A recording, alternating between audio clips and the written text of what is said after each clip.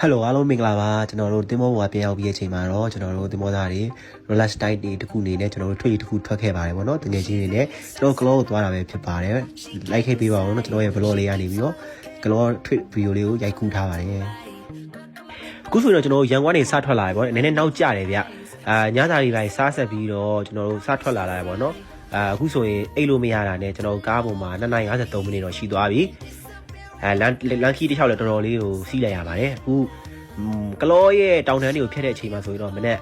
9နာရီဝန်းကျင်လောက်ရှိပြီဗျ9နာရီခွဲ9နာရီဝန်းကျင်လောက်ရှိပါပြီကျွန်တော်တို့ကလောမျိုးကိုစားရောက်တဲ့အချိန်ကတော့10နာရီဝန်းကျင်လောက်ပဲဖြစ်ပါတယ်ကလောကိုဆက်ရောက်ချင်းပဲကျွန်တော်တို့တဲမဲကလော225ဘက်ကလိုဟိုတယ်လေးကိုသွားနေပါတယ်ကျွန်တော်တုတ်ငားလိုက်ပါတယ်တုတ်လေးကတော့ကျွန်တော်တို့ဒီကားမှတ်တိုင်ရနေပြီးတော့ဗောနော်မြို့တွေကနေပြီးတော့ကျွန်တော်တို့တဲမဲကလော225ရဲ့ဘက်ကလိုဟိုတယ်လေးမှာပေါ့ကလော်တူဖိုင်ဟိုတယ်လေးရဲ့ရှုခင်းလေးပဲဖြစ်ပါတယ်ပေါ့နော်ဒီကျွန်တော်တို့နေရနေရနေပြီးတော့ရှေ့ကိုလှမ်းကြည့်တယ်ဆိုတောင်ကုန်းတောင်တန်းနေနဲ့လုံးဝရှုခင်းတော်တော်လေးလာပါတယ်တကယ်ကြီးနဲ့အတူလာရောက်ပန်းဖေရဖြစ်ချီရသူလည်းပဲလာရောက်ပန်းဖေတာဖြစ်ဖြစ်လုံးဝအဆင်ပြေချုံးပြီးတဲ့နေရာလေးတစ်ခုဖြစ်ပါတယ်ပေါ့နော်